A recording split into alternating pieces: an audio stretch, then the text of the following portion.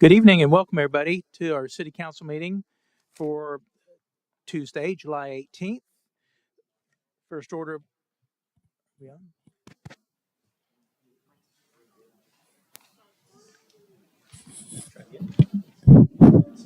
There we go. Wasn't plugged in all the way. So good evening, everybody. Welcome to our city council meeting for Tuesday, July 18th. Our first order of business is our invocation and pledges, which will be delivered by Councilman Baird. Please rise and pray with me if you would. God, we're thankful for this time, and we pause to acknowledge you tonight. And we thank you for making us and making all that we experience here in this wonderful city. We ask that you'd bless our time together tonight, and we ask that you would give us wisdom as we consider the city's business. Thank you for your love and for all you do for us each day. Amen. I pledge allegiance to the flag of the United States of America and to the republic for which it stands, one nation, under God, indivisible, with liberty and justice for all. And now the Texas Pledge. Honor the Texas flag. I pledge allegiance to thee, Texas, one state, under God, One and indivisible.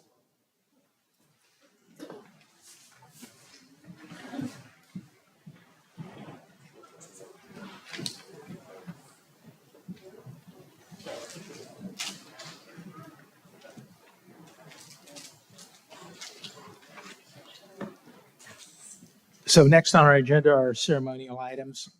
First up is E1, consider accepting a donation from Roots Southern Table for the Youth Scholarship Fund in the amount of $1,200 and take appropriate action.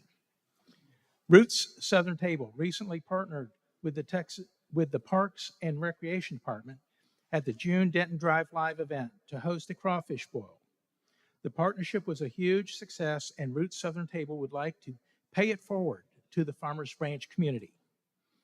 Founders, Chef Tiffany Derry and Tom Foley, believe that being immersed in the community is important in order to positively impact those around them. Community involvement is one of their company's core values. They're excited to provide support for youth in this community through a donation to the Youth Scholarship Fund, which benefits families in the city's Summer Funshine program. The city offers amazing programs focused on recreation, physical fitness, education, and social and emotional health. And Summer Funshine has been one of those programs for over 30 years. Tiffany and Tom, along with the entire Roots Southern Table family, hope their support today allows some Farmers Branch children to experience the city's Summer Funshine program who may not have otherwise had the opportunity. Tom, you like to say a few words? Sure. Thank you. Thank you, Mayor. Yes. Thank you. Thank you. We've been a member of the community for about 2 years and thoroughly have been embraced by the community. And as part of a restaurant, we feel like we should get outside the four walls of the restaurant and be part of the community. So thank you for allowing us to be part of the Crawfish Boil. And we hope this makes a small dent and helps some other youth enjoy the summer program. Thank you. Thank you, Tom. I'm gonna give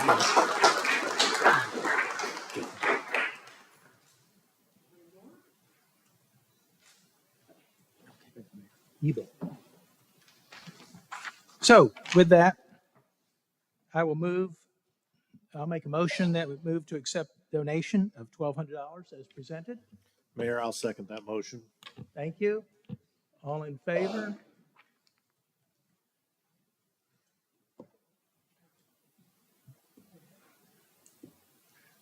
Motion passes unanimously. Thank you.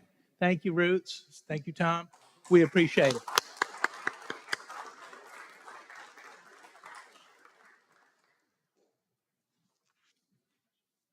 And next up is E2, recognize Carrie Phillips of the Parks and Recreation Department for 35 years of service to the city of Farmers Branch.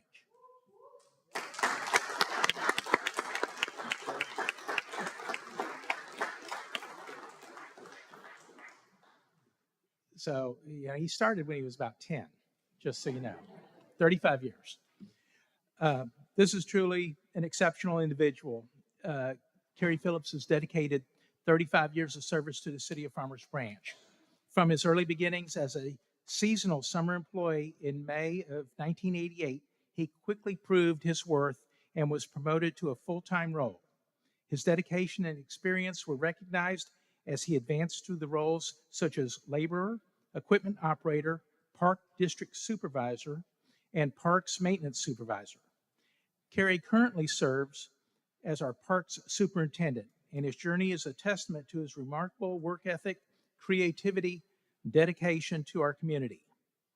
In each position, Kerry led the special projects crew, I'll make sure I got that right, or he led the first special projects crew and has led several teams who were responsible for construction and major repair projects, many of which became premier and award-winning features within Farmers Branch.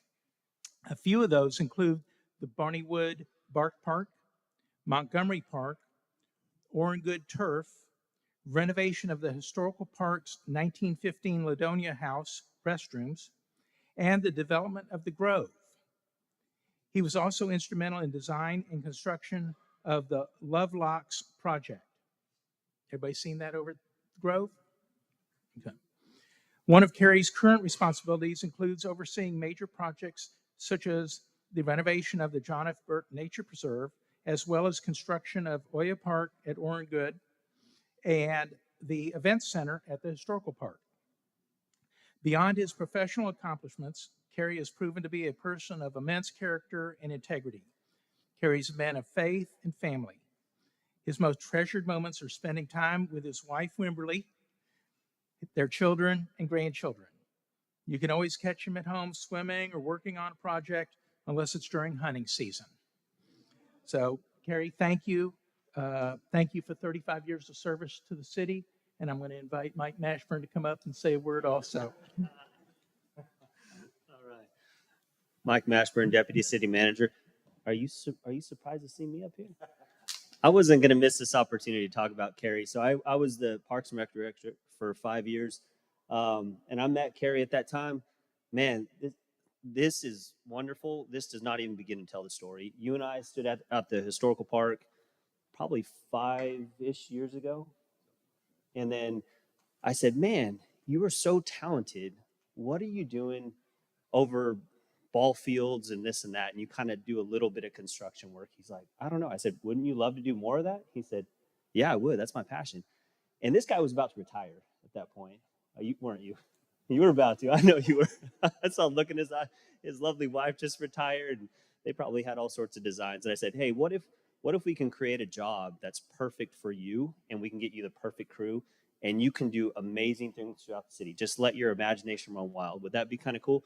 And we can save the city hundreds of thousands, if not millions of dollars. And he goes, yeah, that'd be awesome. So we promoted him at that point to manager over all the construction. And Mark Moffitt and several others were here on that first crew, and their fingerprints are all over the city. But at that point, he did a lot of great things. And probably, 2 years ago, we sat down again. I said, we haven't even unlocked your full potential yet. I said, what do you think about being superintendent over our parks? And he said, wow, I never thought that would have happened. And I said, here we bet on people with character and integrity that can get it done. Nobody does it better than you. So he did that, and he, I would say, single-handedly created the culture that's in there right now, just driving the team effort. And there's nothing they can't do. I don't think I've ever come to him one time in almost 6 years now, and he said, I can't do that. Have you? I don't think you have.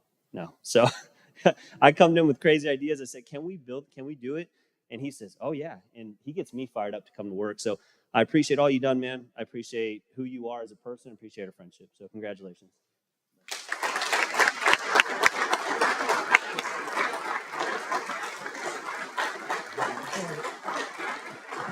So I'm going to invite Kerry to say a few words, but it gives me great honor to present him this pin for 35 years of service. Thank you, sir. Very honored. I'm going to keep it to 3 minutes. Everybody knows I'm shy. I don't like talking in front of people. So, wow, the accolades are great. Thank you very much. You know, there's an old saying is that you find a job you love and you'll never work a day in your life. And, you know, that's been my career here at the City Farmers Branch. Did I ever think that I would be in this position? No, I didn't. But here I am. And here we are, we're moving forward. We're not only moving forward, we're running at a high speed pace. Man, I have a great team that we have that we work with. Everybody knows is Parks. When you come to Farmers Branch, all the services here are wonderful. They're excellent, above excellent. And being part of the Parks Department all these years has been a great, wonderful thing for me and my family. I appreciate my family being here tonight, my wife and my kids, my grandkids, my mother, even our neighbor's daughter's with us, Sappy. But we just got back from a conference today and from down the Woodlands, and you know, went with some of the team members, and it's just great to be part of this. I can go around and talk to everybody in this room, and it's like, you know, that works here, that's part of this team. It's amazing. When Mike came on board, there was some. I shouldn't really say this, but he thinks a lot like I do about things. That's going to build him up a little bit if I do that, but I really didn't want to say that. But no, really, the reality, the thing about Mike is that he gave me the opportunity. Sometimes, you know, you feel suppressed, and when you're suppressed, you can't reach out and you can't branch out and do the things you want to do. But when he gave me the opportunity to do that, because most of the time I would do things and then ask for forgiveness about it later. You know how that works.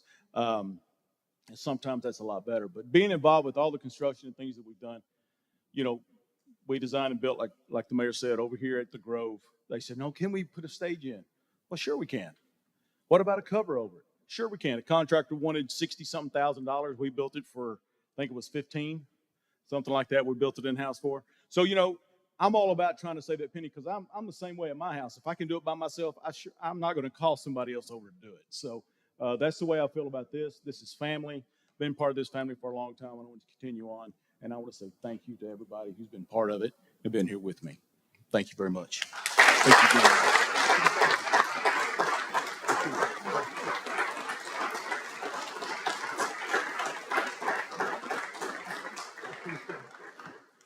You want to get these? Come on.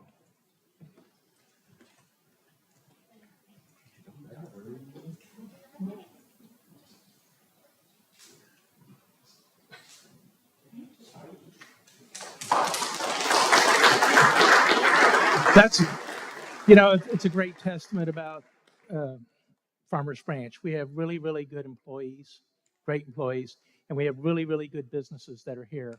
And Tom, thank you again for Roots. So we appreciate it.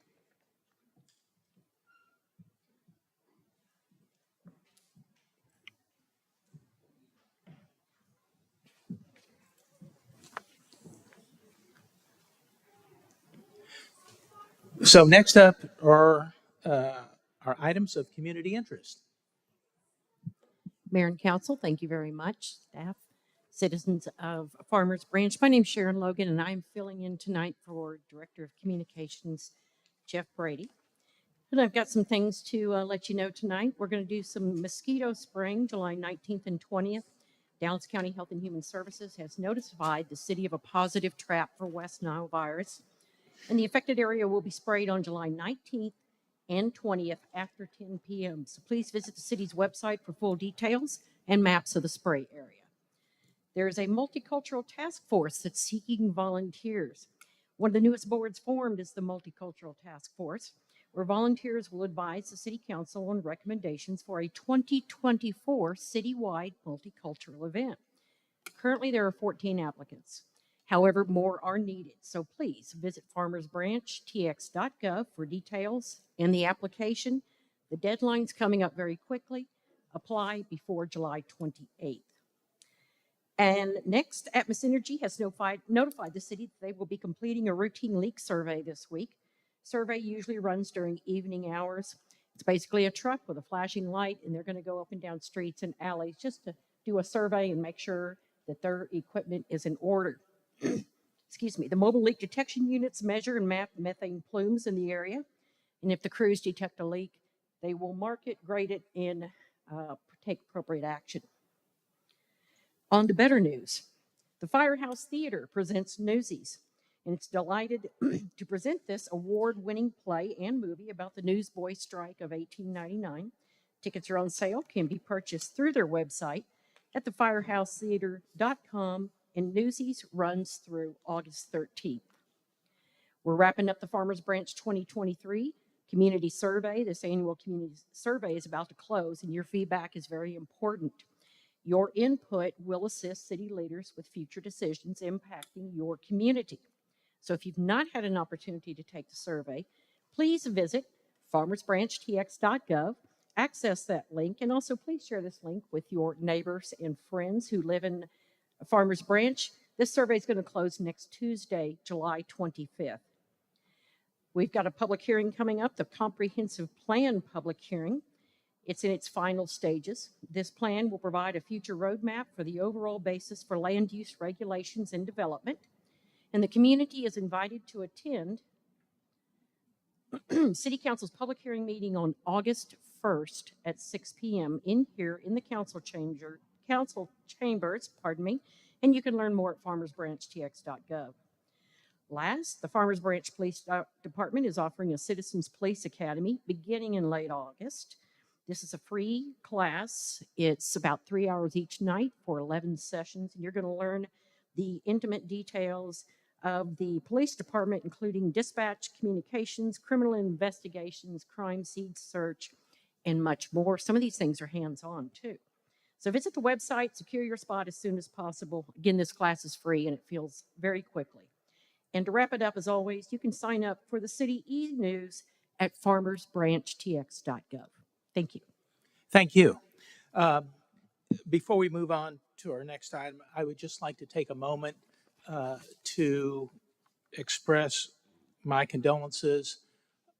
Angie Mayo, who is a longtime resident of Farmers Branch, passed away this morning. Angie was one of the original COPs. She was involved in the FBI Citizens Academy.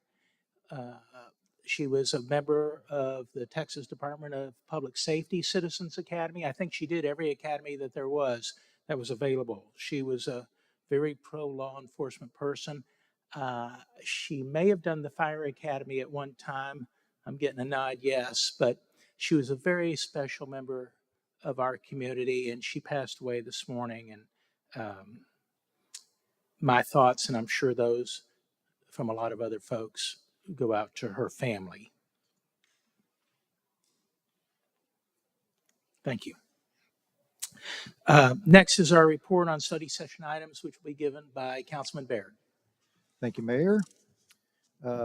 We started a little early today at 2 o'clock upstairs for our study session. Sorry. It was a And some of the things we talked about up there, we received an update from the Economic Development Director and Centurion American Development Group on the boardwalk development, which is on 635 and Luna, the southeast quadrant there. And we're excited about the restaurants and pickleball and things like that that are coming to that development. We received an biannual update from the Manske Library Board. We received a report on the mandatory crime reduction program. And we also discussed Christmas lighting and decor. And we had so many things to go through, we didn't get done. So after this meeting, we're headed back up there to finish up. Thank you, Councilman. Actually, we will be right here afterwards, after we get finished with the council meeting, to resume the rest of the study session. Next up is approval of the consent agenda. I'm going to move to approve the consent agenda with the notation on item H6 that item is approved with the updated policy as was presented. And I think we've got to move H8 since we didn't talk about that.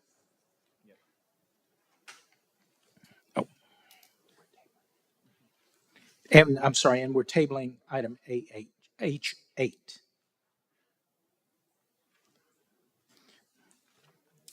Is there a second? Second. All those, please mark your ballots.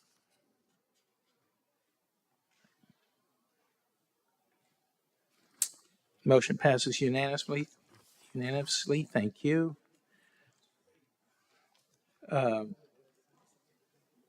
Next up is public hearing. Item I1, conduct a public hearing and consider adopting ordinance number 3803 for a specific use permit for placement of cellular communication antennas on the existing municipal water tower and construction of an associated equipment shelter on an approximate 6.01 acre property located at 3725 Valley View Lane, and take appropriate action. Thank you. Good evening, Mayor and Council. Sarah Bergman, lead planner.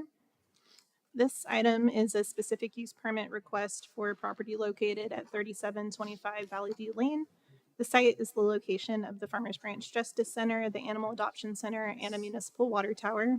As you're likely familiar, the water tower currently supports communication antennas for various carriers. Right now, that includes T-Mobile and AT&T. And with this request, Dish Wireless is proposing to add new antennas to the tower and to construct an equipment shelter at the base of the tower. Because the property is zoned R2 One Family District, this requires approval of an SUP. This is an elevation view of the water tower and then a detail of the proposed antennas.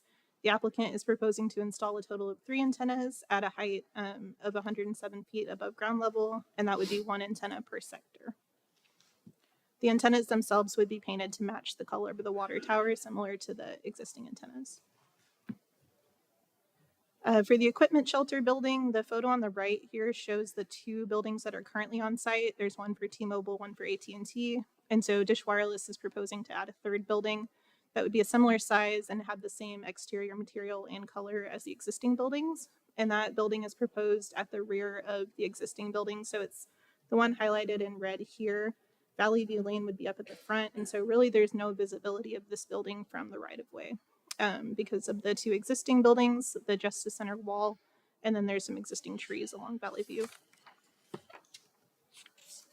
The central area plan does designate the site as public, semi-public, and recommends that the city continue to provide superior public service to its citizens. This request does increase service and it reduces the need for additional communication towers. And then on June 1st, 2023, staff mailed zoning notification letters to surrounding property owners. We have received 1 letter of opposition to this request that was included in your packet. And on June 12th, 2023, the Planning and Zoning Commission unanimously recommended approval of this request. I'd be happy to answer any questions. We also have John Roach with our Public Works Department and a couple of representatives from Dish Wireless. Thank you. Council, do we have anybody have any questions? Councilman Jackson? Thank you, Mayor. Thank you, Sarah. So currently the water tower has other antennas on it, right? Correct. These antennas or this antenna will be painted the same color, so it'll kind of blend in, but dimensionally you'll see a different apparatus on the side of it, right? Correct. Okay. And the building that's needed will be out of sight effectively from the street, so you're not going to see the building. The 1 letter of opposition stated aesthetics, and so I'm just trying to make sure I understand the aesthetic stature of this proposal. Sure.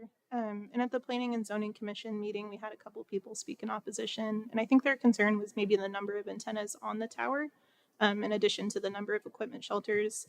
One thing that's helpful to understand is that there have been a number of antennas that have come and gone over the years for that tower. And so I actually have a photo here. You can see this is an older picture. At one time, there were actually 4 equipment shelters. Previously, there were 3 on the site, and this center one was just removed at the end of 2021, I believe. And so where they're proposing the existing or the Dish Wireless building is actually to the rear of those buildings. So while it may seem like an increase, it's not something new. There have been equipment shelters there before, as well as different antennas that have gone up and been removed as carriers have changed and lease agreements have ended. So antennas, when they're no longer usable or a contract expires or however that works, those are removed from the water tower and their supporting apparatus are also removed. That's correct. If this SUP is approved, the City Council will consider a lease agreement with Dish Wireless. Tentatively, that's scheduled for August 1st, and that'll outline the terms of the lease, maintenance, and access to the facility, and includes a requirement that if Dish Wireless abandons this use and doesn't need the antennas, everything has to come down and the equipment shelter has to be demolished. Okay. And last question. This is not unusual. Cities all over the place with water towers tend to house cellular antennas or towers on them. Correct. Okay. Thank you very much. Thank you, Mayor. Councilman Merritt?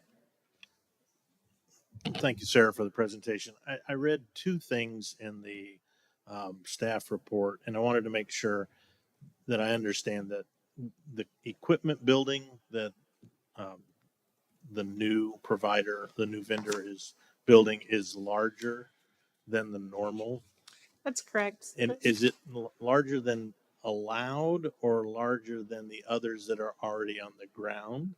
It's larger than the CZO, the Comprehensive Zoning Ordinance allows. That actually has a pretty strict limitation of 7 feet and 55 square feet in area.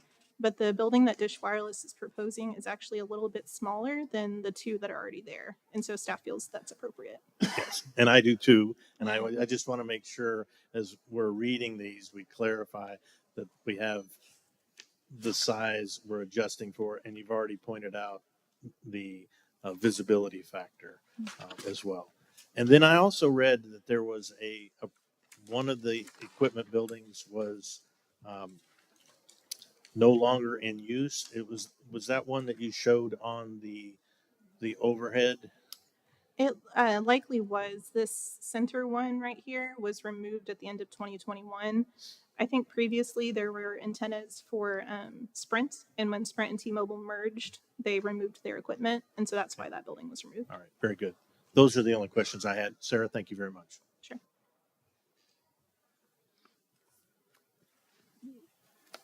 Just very quickly, could you go back to the picture that showed the whole tower with antennas? This one? Yeah. So would I be correct in assuming that the providers decide where the antennas go from a technical standpoint? I'm talking aesthetics because. Sure. There's a minimum height requirement in our comprehensive zoning ordinance.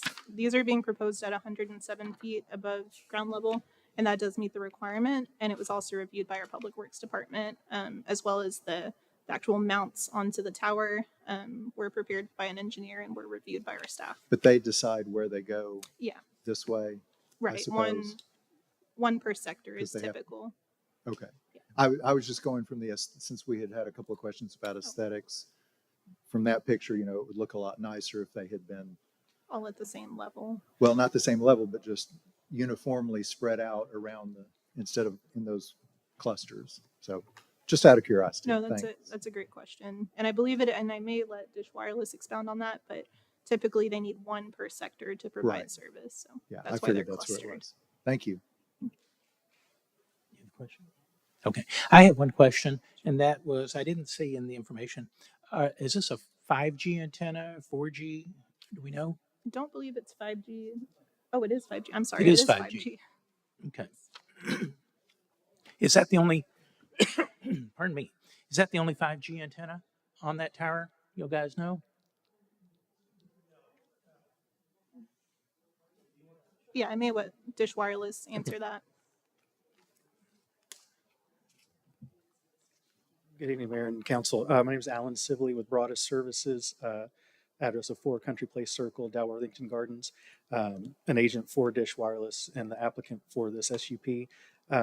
As mentioned, T-Mobile and AT&T are currently on the water tower, and they do have 5G service operating from this tower as well as Sprint did before they removed their equipment a little over a year ago. Okay. And how long does it take you all to execute your project? As mentioned, if the SUP is approved, then we have to get the lease approved by council next month. Once that's executed, our plan is to start construction as soon as possible, or I guess as soon as we can get a building permit after that. And then the construction will take about 1 to 2 weeks for us to do the installation. Okay. All right. Thank you. Anybody else have any questions? None? Okay. This item is marked for action, so I will entertain a motion. Mayor, I move that we approve ordinance 3803 as presented. I'll second. Mayor, I move to close the public hearing and move to approve ordinance 3803 as presented. And I'll second.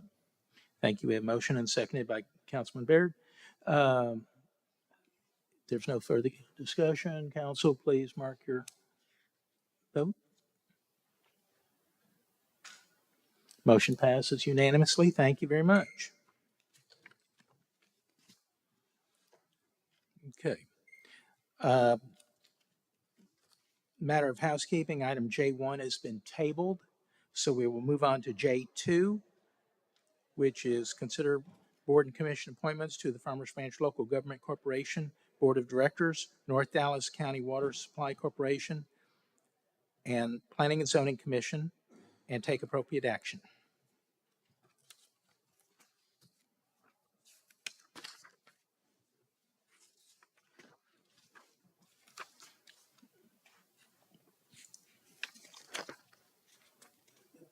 Yeah.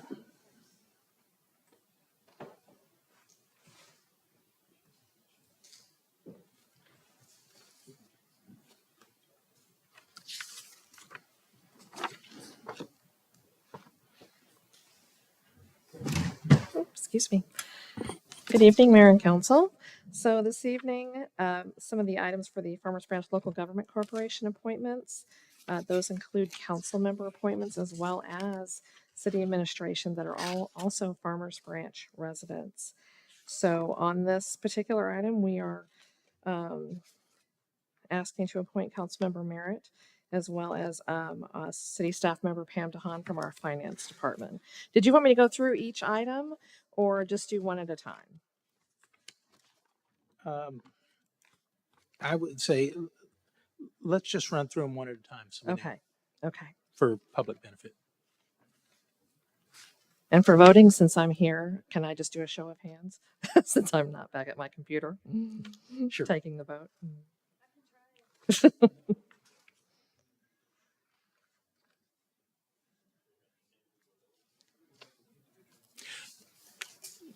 So we will start with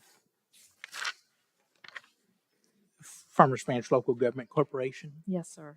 Okay. And And so for that, the appointments would be, place one would be Marilyn with a term ending June 30th, 2025. We also have Jessica Alvarado of the Parks Department. That would be a new appointment ending June 30th, 2025. And Mark Moffett of the Parks Department with a new appointment expiring June 30th, 2024.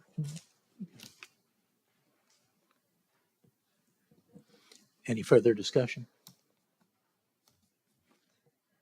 Entertain a motion.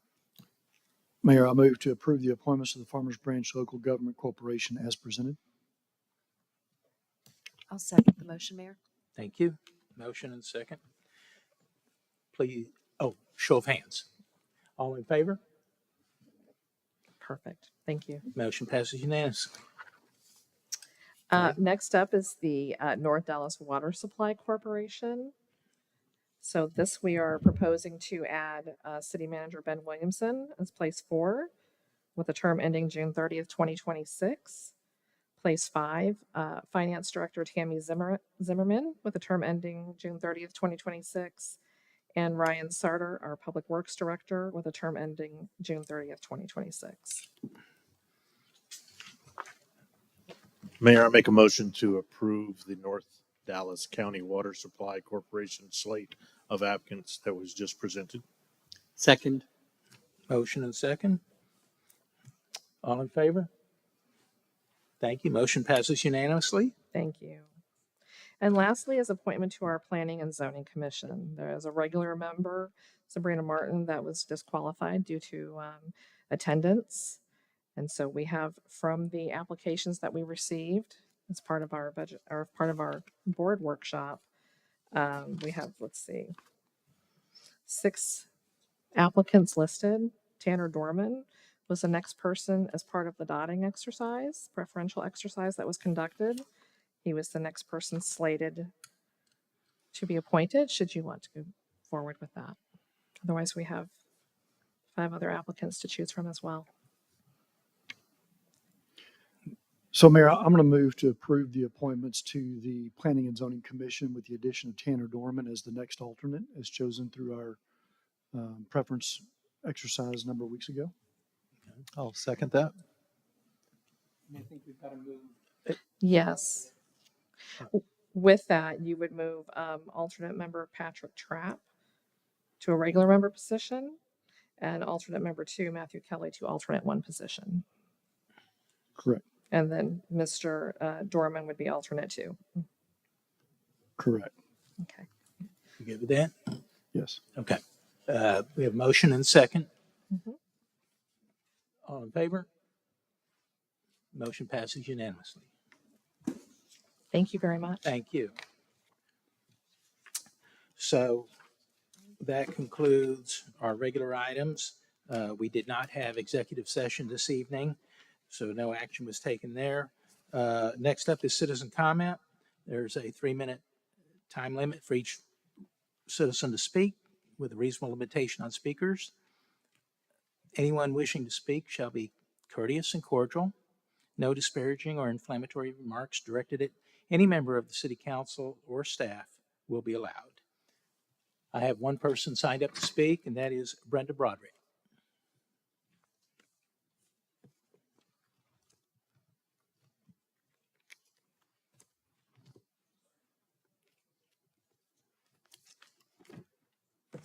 Hello, my name is Brenda Broderick. I'm at 13531 Rawhide. So I'm going to talk about the entertainment for July 4th for 2024. First, I'll say that the fireworks display was phenomenal. It was absolutely wonderful, and I just met somebody from outside of the city that has been coming for the past 5 years. So it is wonderful, and I noticed that during every other song during the fireworks display, it was patriotic, so I'm very thankful for that. My concern is the hour before the fireworks. That band that played did nothing to honor our country, our flag, our fallen soldiers, our veterans, our founding forefathers, or our 56 signers of the Declaration of Independence. And so my request is so that in July of 24, that we hire a band or a symphony or a playlist to play patriotic music. I think that was what we should do for the July 4th celebration. And I would like you to bring it as an agenda item so that the 5 of you can vote on that and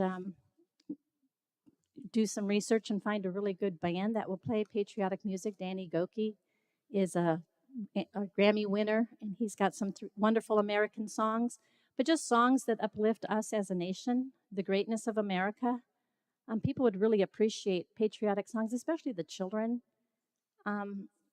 We want to be a city that honors our fallen soldiers, honors our veterans, honors almost 250 years of our independence, honor the 56 signers that, gave their fortunes, their honor to making this a free country. And we should use that opportunity to bring greatness to our nation and to honor those people that have fought for us. So just next year, in that 1 hour before the fireworks, if we could hire or just have a playlist, it doesn't have to cost, we can save some money if you want to save money, just have a playlist of the service bands. And I've got that listed here enclosed in the paperwork here.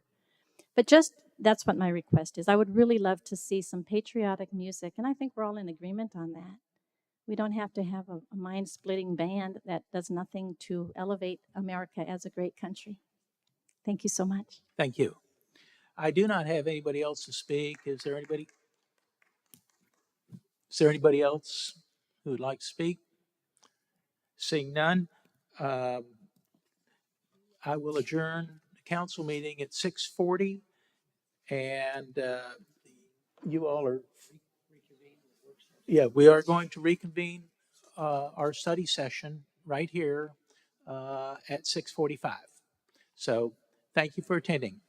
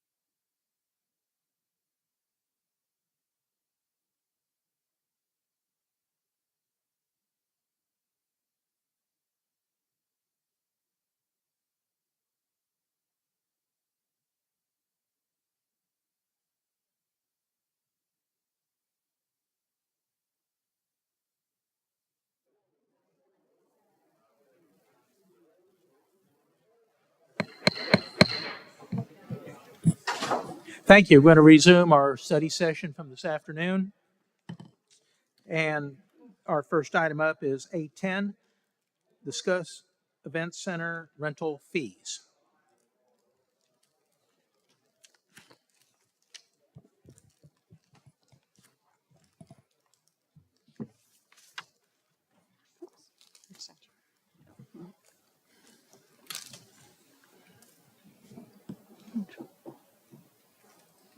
Nope, this page. Where'd it go?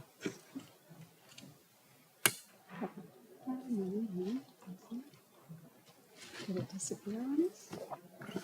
Oh my God. Thank you. And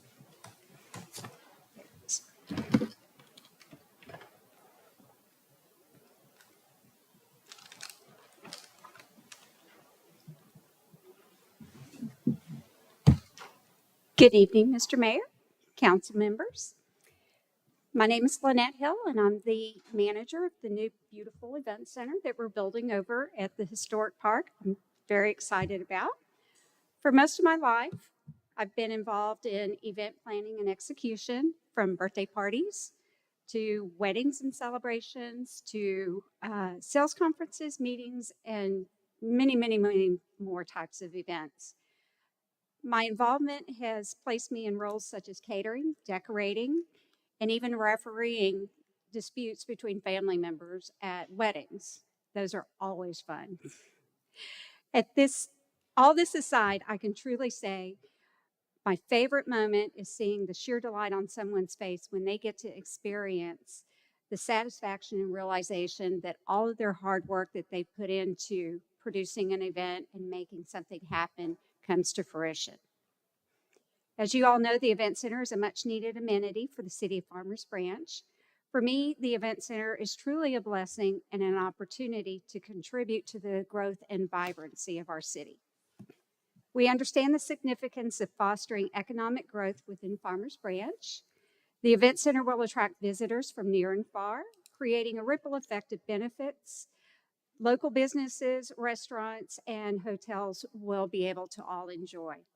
This not only ensures the revenue generated by events held at the venue stays within our community, but also encourages collaboration and mutual relationships between Event Center patrons and local businesses.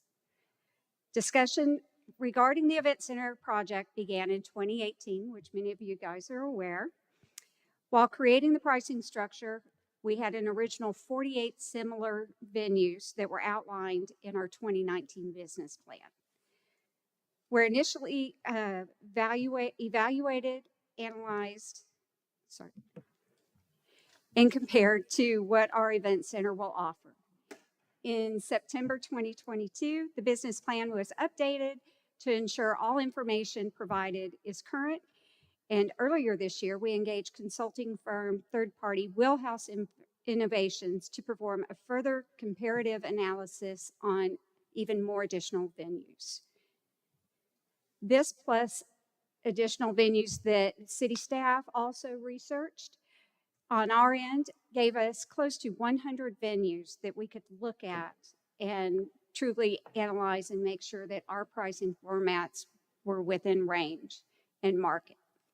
Of those venues, the list was narrowed down to 3 final venues that most closely feature and image what our event center is truly meant to be. While updating the project, we also worked with consulting firm Wheelhouse Innovations again in designing the pricing structure that is in line with the current market. It strikes a balance between accessibility and sustainability, and is in line with other like venues in our area. Since the Event Center is funded through the Hotel Occupancy Fund and not through taxpayer dollars, we've worked hard to align the pricing to benefit all parties involved and to ensure repayment to the fund. At this time, it's my honor to introduce to you the pricing structure for the Event Center, an initiative that promises to bring vibrancy, economic growth, and a sense of community pride to our beloved Farmers Branch. I ask you, Mr. Mayor and esteemed council, To support and embrace the pricing structures for the venue, I know each of you recognizes the immense potential that lies within the event center as it enhances the City of Farmers Branch as a celebratory, cultural, and economic destination. To move forward with the branding and marketing of the event center, we respectfully ask you to consider and later discuss approval of our pricing structure.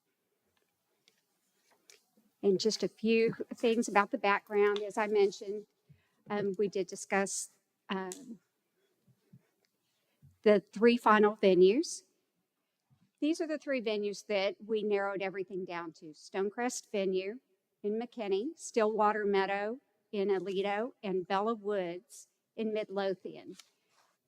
As you can see, there are Monday through Thursday options for two of these venues, but not for Stonecrest Venue.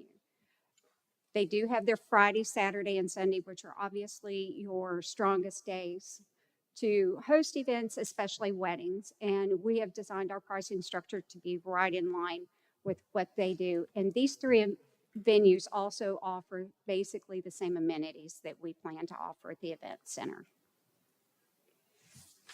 The first package that we would like to do is weddings and celebrations on a large scale.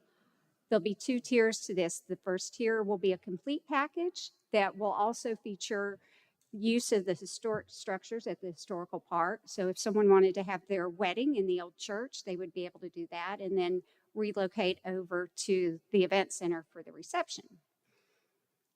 On a Friday or Saturday, that would be a $7,500 fee.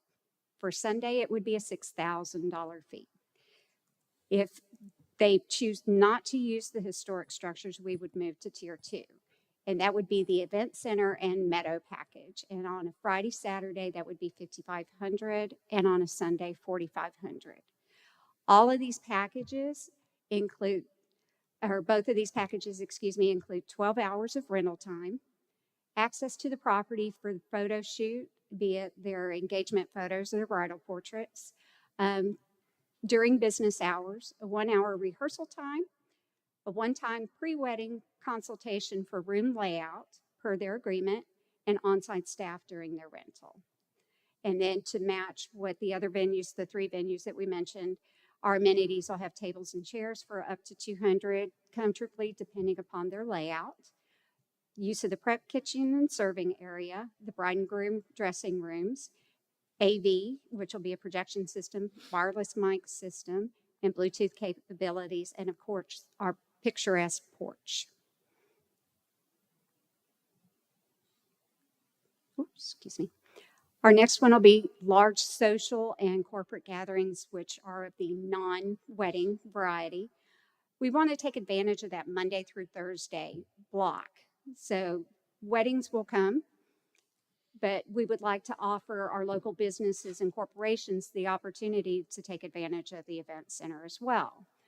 So with that, they could do a half-day booking at 4 hours for $2,000, or a full-day booking at $3,500 for 8 hours. And if they need additional hours on top of that, then they can purchase additional hours at the event center for $300 per hour. So they'll have full use of the event center and can also have full use of the meadow. And again, the amenities will include tables and chairs for $200, use of the prep kitchen and serving area. They'll be able to use the conference room, the lounge areas, which are also known as the bride and groom's dressing areas, the AV projection, wireless mic and Bluetooth capabilities, and of course the picturesque porch. And then finally, we have the small meeting conference room. So if you have a small board meeting that you want to have, or someone just needs a small meeting scale in a conference room, we have that to offer too on a Monday through Thursday. And that'll be a 4-hour half day for $1,000. And with that they can include additional hours at $250, but it will give them use of the conference room, the prep kitchen and service area, because most of the time when people are doing their meetings, they want to serve a breakfast or a snack or a lunch. So we want to give them the opportunity to have use of those areas as well. And then they can also use the porch. And then for the amenities, the boardroom will seat 12 to 14 in a boardroom setting, Classroom setting will be approximately 20 people. And then for their AV, they'll have use of the large screen that is already in the conference room as well as Bluetooth capabilities. Any questions? Council, Councilman Merritt? Thank you, Linda. Appreciate the presentation and all the detail that went into doing all of the analysis of the other venues in our region that play in this particular event space. Help me understand the differential between the three, let's call them, you call them, they're not on this, they were in your slide, they're not in this deck that I have on my machine. If you'll go back to where you have the three comparable, thank you very much. These venue costs obviously are other vendors. I totally understand that. But our dollar rental fees are below these offerings for what I will call the regular package. And I think you have a term for it, and I'll get it correct. The event center and meadow package. Correct. Where we're at $5,500 and $4,500 on these weekend time frames. Is that part of the pricing strategy with our partners to draw more attention, perhaps more business as a beginning opportunity? Just help me understand that, because if we look at it on comparison and we say these are our comparable venues, we're underpricing these, and these are in Midlothian and Aledo and McKinney. Correct. You're not paying. I mean, we all like to be close to home, and obviously we have the transportation aspect of two major airports that are close. It seems like there would be a location premium, if you will, that would allow, and I say this from the aspect, and I think I've said this from the dais before, my oldest daughter is in the wedding event planning business, and so I know where, surprisingly, Leonard, Texas is for the White Sparrow, venue. And so there is a business model that works, and having it here in the Metroplex seems like a premium. And so help me understand the thought pattern that went into that structure. Great question, and I appreciate that. If you look at what the amenities include for each of these three facilities, they do include pretty much everything that we offer, but there are some extras that they have, like Stonecrest does have yard games and uplighting and things like that they can charge a little bit more. Some of them offer table linens, which we're not going to offer at this point. The other difference too is if they are purchasing the complete package that includes the historic structures, then there will be that extra charge. And we kind of based a little bit upon what the historic park currently charges. So then they would get their compensation as well. Thank you, Lynette. Appreciate that. And help me understand from the half-day approach. Obviously, if you wanted to sell 2 half days, is there enough turnaround time to make that happen? And what is a half day? Is it 8 to 12 and 1 to 5? Or yeah, obviously we want to maximize the opportunities. And Absolutely. is there enough time frame to turn the event space around to do half day opportunities? Theoretically speaking, it could be done. Anything can happen. Depending upon what time they'd like to start and book, that would determine if we could go ahead and flip the facility to do 2 half days. So that would be the big determining factor, would be what time the initial one starts in order to flip it to do another one. And then we would have to go a little bit later if somebody wants to extend. Mayor, that's all the questions I have for the moment. Thank you for your answers. Thank you. Thank you, Councilman Jackson. Thank you, Mayor. Thank you, Lynette. Councilman Merritt's idea about the transportation kind of sparked a thought in my mind, and I hope that this has been a part of our discussions with our consultants. And our convention group. But being right here on the DART rail, I think there's a real opportunity to market half-day, midweek conference and meeting event activities at the historical park, downtown Dallas. Because it wouldn't be unreasonable for an office of 100 people, 150 people, to jump on a DART train, and we make that part of our package, and then come up here for the afternoon for a meeting, event, whatever. Be a nice break, get out of downtown. Just one thought. The other question I have for you, and by the way, I kind of feel the same way. I feel like I don't know what it costs to rent places. We have 3 examples here. As Councilmember Merritt said, these are way out. There's a premium for being here. Sure. So it seems to me that we would charge more, but again, this is not my area. So the one thing that I would like to understand is what kind of a financial projection do we have using these rates, and use are we predicting for the facility? Because we did borrow some money from general fund, right? And that's charging interest. So I want to make sure that we feel really comfortable with these rates and what we predict from a use perspective, that fund gets repaid and this event effectively takes care of itself. Great question.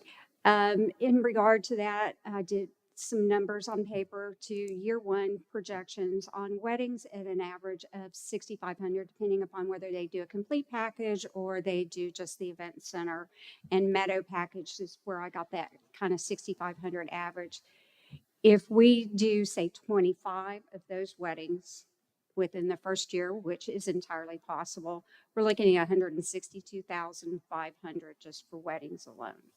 If we do some corporate events, which may take a little bit longer to get off the platform, we can do 6 of those at $3,000 average for another 18,000. And then the conference room rental, which I think is just a great idea, and that's a nice, easy sell. We could do first year until that gets off the rails, 6,000 or 6 of those at 1,000 for another 6,000. So there will be some blackout days that the event center will not be available. So I took those into account as well. So for year 2 and year 3, what I did is I took those initial year 1 numbers and increased each of those by 5%. So the potential is there and we can earn that revenue.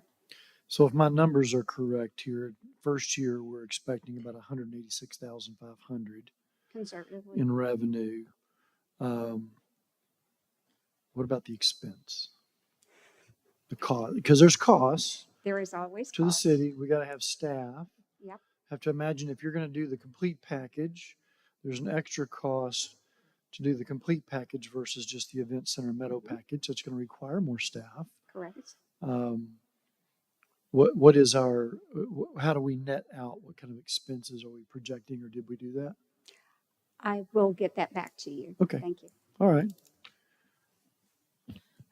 That's all I have, Mayor. Thank you. Thank you. Councilwoman Bennett?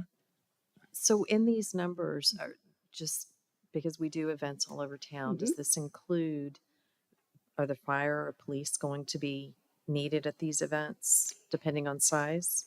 They will be needed, but that is entirely on the responsibility of the renter. That is not our expense. Okay, thank you. I was just wondering on the Monday, Thursday, let's see, is that it? Why we're ending at 5 p.m. and not going into the evenings? Right now, what we're doing is just taking into account the business hours of the historical park. Okay. And we're using that as a base for now. Okay. So maybe planning to extend that? Okay. Thanks. Yes, sir. Councilman Roman? To what extent is the this event facility going to be used for as an amenity to the residents? I know that there's quite a bit of programming that happens at the historical park. Absolutely. And originally, big part of the reason why I supported this initiative is because it was going to be able to be used. So can you talk a little bit about that? We will have programming that will benefit the residents. There will be different things. We're planning on tastings. There'll be different types of classes involved. There'll be some times where the programming that the historical park is doing will overflow to the event center. So we plan on using it and taking full advantage of that as well for our members, or excuse me, our residents. And the revenue associated with that programming, Mhm. is that something that is attributed, as we're talking about the revenue that's going to be generated, is that revenue that's going to be attributed to specifically to this event venue, or is that going to be considered as part of something else? Can I get back to you on Sure. that one? Thank you. Go ahead, sir. So is this up for approval right now, correct? No. Oh, it's not, okay. Well, I'll ask anyway. So what is the procedure for changing this if we vote yes, We're- and 6 we're- months down the line? We're just discussing right now, Right. and they'll be, depending on the outcome of the discussion, bringing an action or a action to be considered at some point in time for Right. us to vote on. I guess my question is, Ben, do you want to answer? It'll come to council for consideration in September as part of the budget. I would recommend not shifting fees too much because we build the budget based on the revenues we're projecting into the budget as well. So first year, they've got a pathway for those fees to come in so we can build it into our budget. Tammy will bring those with the budget for you all to adopt all new fees or any changes to fees in Appendix A. And then what I would recommend is we have a year of data to back that up. Next year, when we do the budget process, staff will bring a recommendation to council if they feel fees need to be changed or if council feels they need to be changed, we'll bring it back to you. But this will all go into the budget process. They're looking for direction to validate the revenues they've given to finance in their forecast. But when it's open, if we've got more business than we can handle, we'd come back We and can, just- yes. and adjust it up or, okay, great. I have a couple questions, and since I owned an event production company, but I didn't do weddings for a very specific reason. I did corporate events, but one of the things I don't like is being sort of nickel and dime when I'm considering a venue. Sure. And if you know well, let me back up. Who's going to be selling the events? I will. Okay. So as you're talking to a prospect, whether that be a bride or mom, whatever, and you get an idea, you gauge their level of interest in what they're going to be doing. I would advise them that they have to have security on site and include what that price is for our police officers. They could hire private security if they wanted to, but again, that's an added cost. And I will say, just from my being around the business,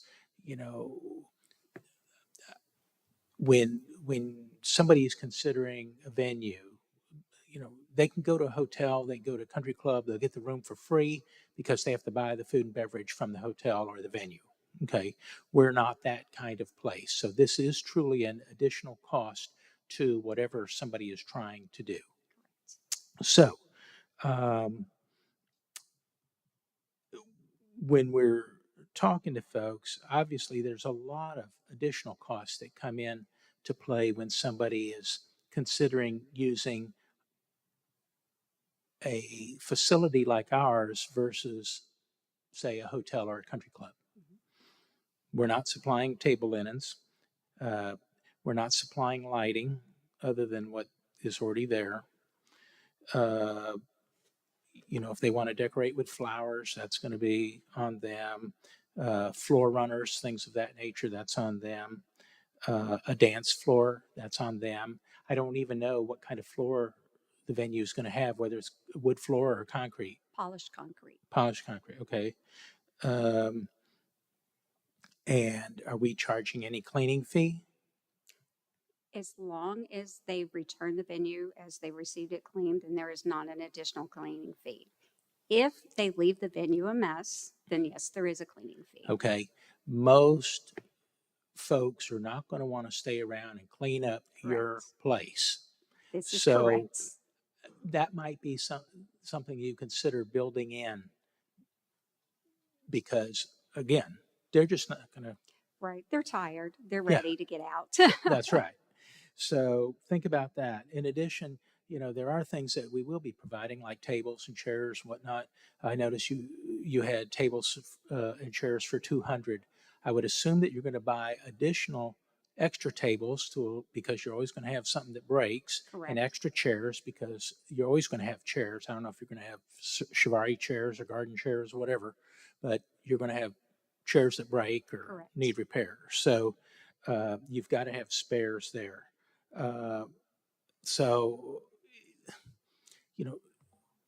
taking all that into account, and unfortunately, I was not able to go on the tour of venues when all this took place. You're only showing me 3 here. I'd sort of like to know what some of the other places charge. I understood that there was a really nice venue up in Valley View, and don't know what they charge, but the selling of events is going to be really important. Obviously, that's going to involve several things. One, going to bridal shows and doing that. 2, getting on the map for corporate type events, because I almost think that if you market the venue correctly, we could probably do way more business in terms of corporate events than we could wedding events. And the conference room rental, I was confused about that because the room is one big room. Correct. Okay. So are you just going to section off for a small meeting, or are you just saying, here's the big room, but we're only going to give you this amount of tables for 20? So Let me see if I'm understanding you correctly. The conference room is its own individual room. oh, there's a separate There contract. is a separate Okay, conference that's what I room. didn't understand. Yes. I couldn't remember from the way this thing was planned, and I didn't see the floor plan of the Correct. building. So Yes, it's its own individual it's room. been a long time since I was involved in that. So No, I okay, appreciate that feedback very much. all right. That's all I have. So Thank you. Rachel Arroyo, Director of Parks and Recreation. Mayor, just to answer one of your questions, you were talking about the cleaning fee. So what we've done is worked with our Fleet Facilities Department to have a porter, if you will, service that's necessary. Now, what she said, if they choose not to, right, then that's a fee that they're responsible for. That's where we hold their deposit. However, that is an option for them to be able to pay for that additional cleaning service or porter. So it is a fee, programming fee essentially. okay. Well, I would make sure that any prospect knows what all those fees are, what's required up front. So I hate surprises. So okay. Any further questions? I'd like to know when you guys come back to us what your marketing budget is going to be for this, so we can extrapolate that out. Do you have it? As of right now, it's set at 20,000. Mayor. Go ahead. I'm sorry. To address one of your questions, and correct me if I'm wrong here, Rachel or Ben, but I believe last year, after you went off council, before you came back on as mayor, part of the budget consideration and the cost included X number of tables and chairs, and that, if I recall correctly, was inflated for a broken table or chair or something. Is that right? Okay, yeah, there was additional equipment and such it's already been baked into the cost of the event center. Okay, thank you. Anything else? All right. Oh, go ahead. It was referenced earlier, but when you come back, could you also provide potentially the blackout dates? Absolutely. And I know in some situations we have a number of days that are necessary ahead of a particular event. So, I mean, I can be reasonable and say July the 1st this year would not have been a date, but how far in front of that do we need to black out? So if you'll help me with that sort of presentation, these are the blackout dates. I'd appreciate that I'd be greatly. very And I happy think to. the other council members would as well. So we did just want to clarify, she is looking for direction. I know that she can't ask for a vote at this point, but were there general concerns? Is there general consensus for the fees? I know you want her to bring them back, but Well, I'm thinking that what we would like to see maybe is another comparison. I'm gathering that that was one of the what? Yeah, broader comparison of the various venues, and then Expenses. you might include. I would say you need to include a menu of the add-on services. I'm Okay. very happy to do that. Okay. What else? And then just a display of the revenue and expense projection. I think it's important that we know the costs. Even though we're going to have this revenue, we owe money to the general fund, and there's going to be some costs from personnel and such involved. I want to understand the net. Absolutely. Okay. Y'all good? All righty. Thank you so much. Thank you very much. Next up is A11. Discuss naming the new event center at the historical park to Meadowview.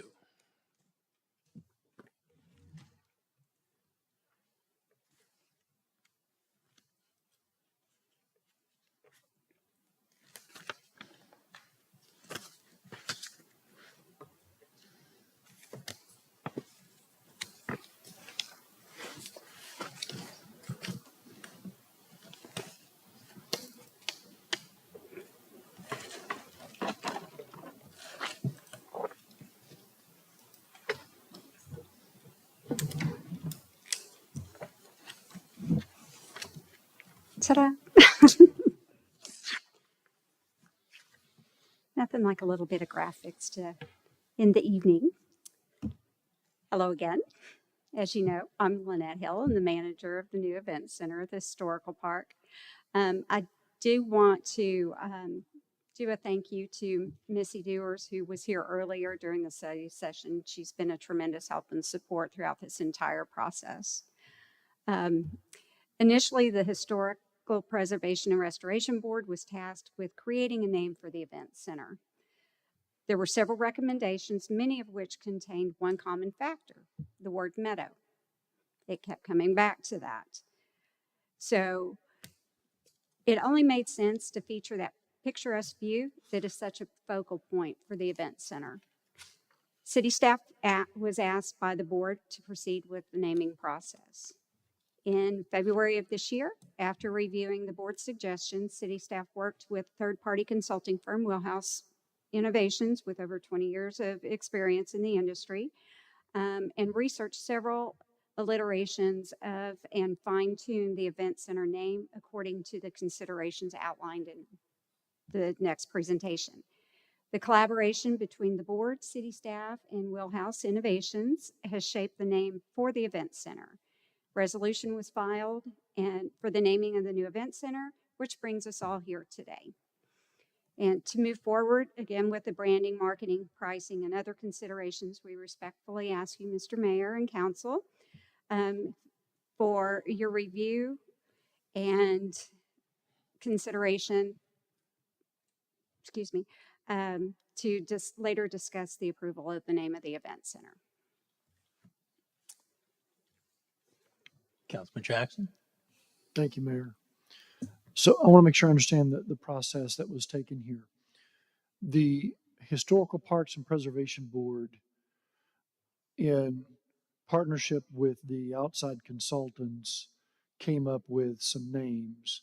And this is the one that the board and the consultant decided on, or there was staff also involved? Or? There was also city staff involved. The Historical Preservation Board came up with the initial batch of names. City Okay. staff was involved, and then we got third-party Wheelhouse Innovations involved as well. Okay. Did they ever consider taking advantage of a marketing opportunity and engaging residents, let's say in a naming contest of some sort?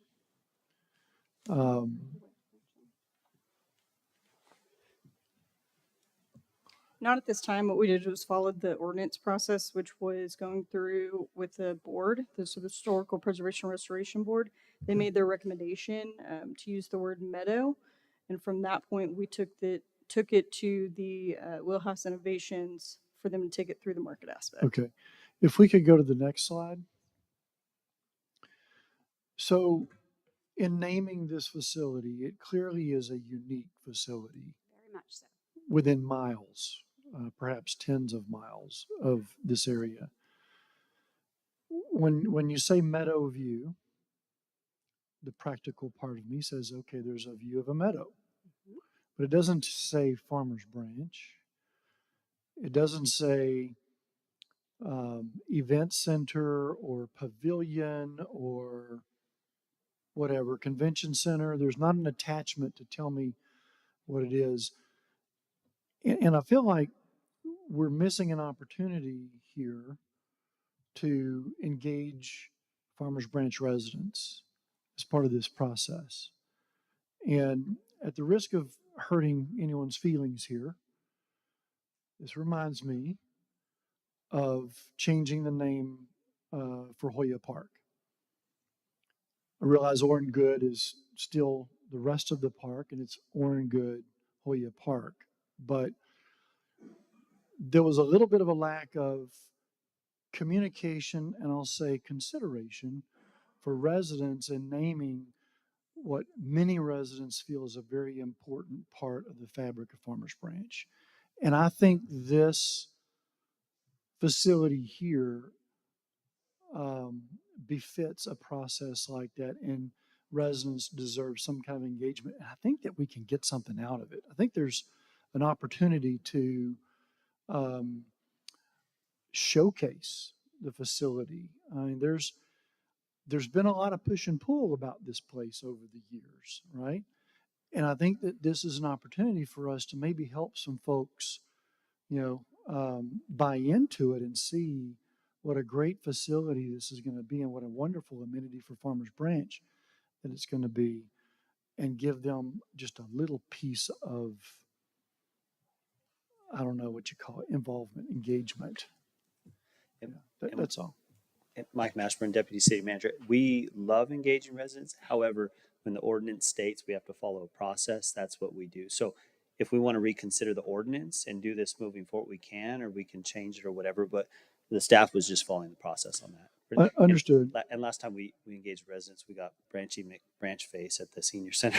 So Well, if we need to change an ordinance, then we're talking to the right people. there you go. I just wanted to make all of council If- aware that if everyone- it wasn't our decision on that. Understood. If everyone is on board with that,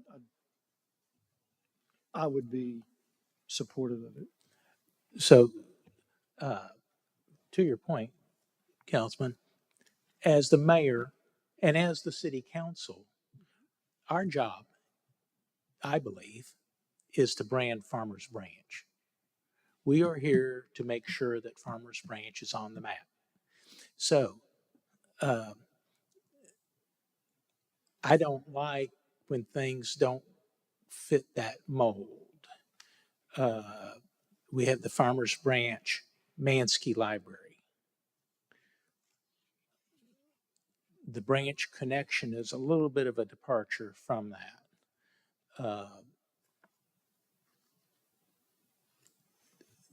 The Margaret Young, and I'm just using this as an example, I'll say the Margaret Young Nanatorium or the Bob Phelps Fire Administration Building does nothing to brand Farmers Branch.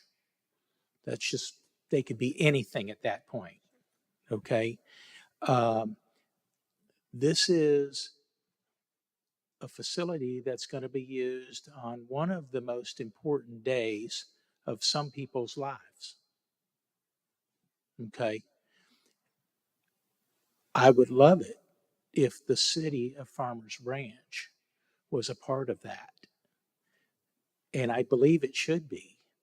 You know, we call it the Farmers Branch Historical Park. So whether you call it the barn or the event center or whatever, at the Farmers Branch Historical Park, I think it's impressive looking or trying to imagine a wedding invitation coming and saying Farmers Branch, could be any city, Historical Park. There's something that has in my mind cachet. Historical Park. This is going to be a historical event in people's lives. And as a marketer, somebody owns an advertising agency, that's what I would want to key in on to build my brand. And I hope that makes sense to folks. I don't necessarily want to be the one to name this. Let's involve the public. You know, if we have an ordinance that states one way, well, okay, we heard what that ordinance did and we're not excited. So let's open it up to the public and just hear what they come up with. And we can do that online, however. And again, it's their building. So, but I am a firm believer that for the remaining time that I have here, that we do things that promote our brand, which is Farmers Branch. So however we tie that back, I think, to me, makes best sense. Anybody else? Councilman Roman.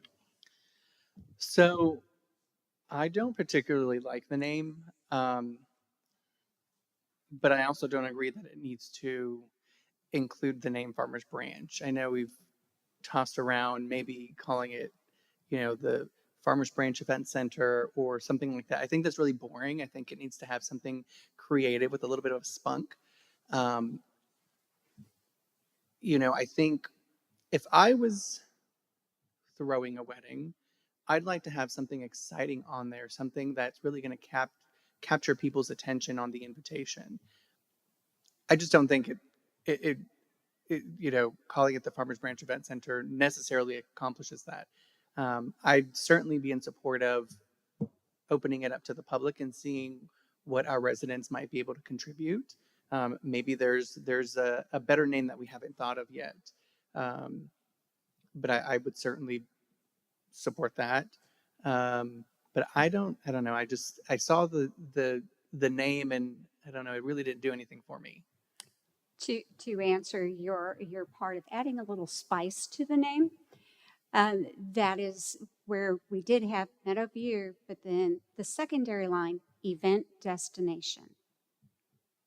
Because Farmers Branch is your destination. The historical park is the destination for your event. So that in itself, we thought that was so much more unique and exciting than saying event center, event hall, event pavilion. It's a destination. This is the destination for your next chapter in life. So I hope that kind of answers a little bit of that. Doesn't do anything for me. Fair enough. I'm sorry. I'm just Quite being all honest. right. Quite all right.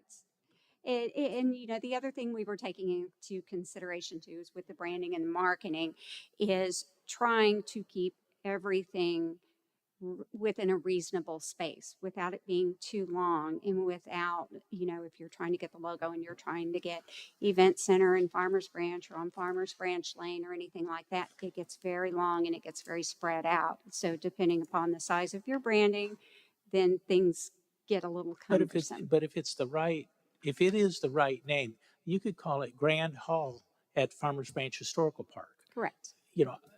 And think bigger. Yeah, at least that's what I'm sensing from this. Mm-hmm. Go ahead. I I hear was- you. I was just going to chime in and don't want to offend anybody, but when I saw Meadowview, I was let down greatly. I think we can do better than that. And again, everybody has their personal opinion, but that's mine on that. I agree with Councilman Jackson. We really need to engage the public on this one. So whatever that looks like for the ordinance, I know. We have heard you loud and clear. What we're going to do, I just sent an email. We're going to get a survey online, gather feedback. We have a board meeting in 2 weeks. And so we'll run it through the board, bring back maybe the 3 best names for you all to consider on the second meeting in August, along with more robust fee conversations. Does this sound okay? All right. Councilman Thank you. Merritt? Yeah, I'll just chime in that I think I had a conversation with Ben when I first saw it. I would concur with the mayor that branding is important. Sense of place, identification of locale, is imperative. By itself, it's uninspiring. We're setting this up for the next 25, 30 years. We want it to be in Farmers Branch. We want it to be associated with Farmers Branch all that time. So that's totally in where I would agree with several of my peers here that we need to incorporate that name, whether it's in Farmers Branch, it's in the historical park, it needs to tie itself to Farmers Branch. And I understand the spacing, and you have great people with logos and, fonts and what have you. So all of that is doable. I'm a little, I'm on the outside with, changing an ordinance in order to get public input on a naming, because Branchy McBranch face, Boater McBoat, whatever. These things can go wrong, and it becomes. We spend a lot of time about staff time. This may be staff time that's not necessary. We hired a third party vendor, Wheelhouse Innovations, to help us with that. I think if we give them the feedback, then they can come back with something more. Not that I'm trying to dissuade the public from participation, but I think our public is represented on the historical park board. So we're getting that, they're working with that vendor. So again, no need to belabor this any longer. I think I'm comfortable with Meadowview in Farmers Branch or something to that effect. Let the vendor come back with some improvements, and I think the board will hear the comments that are stated this evening. I'd be happy to. Councilman Jackson? One other thought, Mayor, that hasn't really been discussed, but we already have a name, Farmers Branch Historical Park. Is it that imperative that this particular building have a name?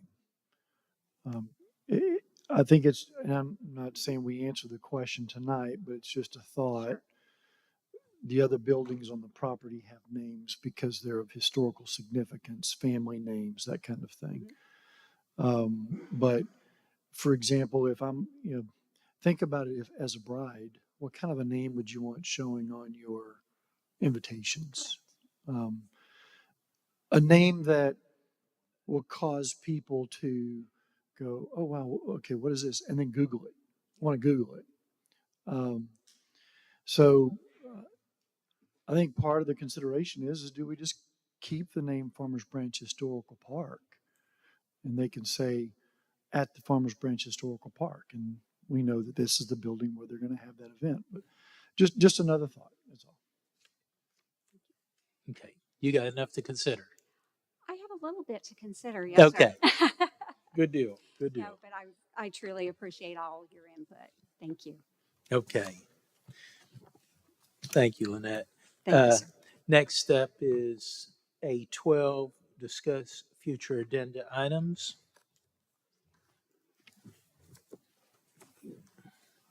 I have something. Councilman Roman?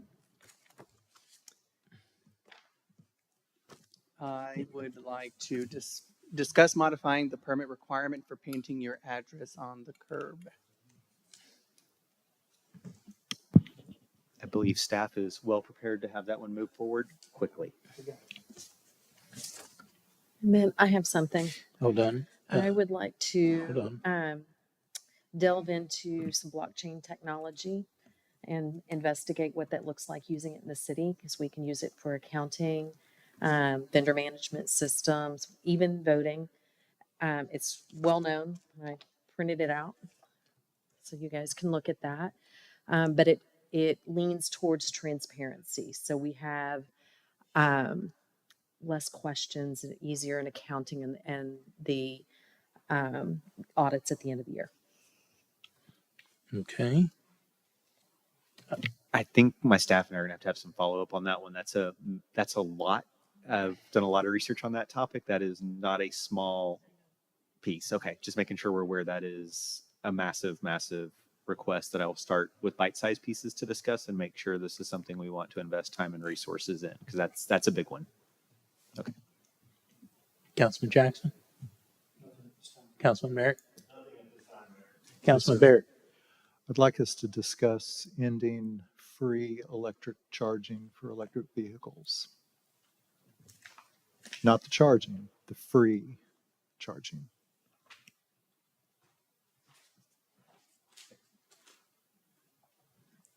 Very good.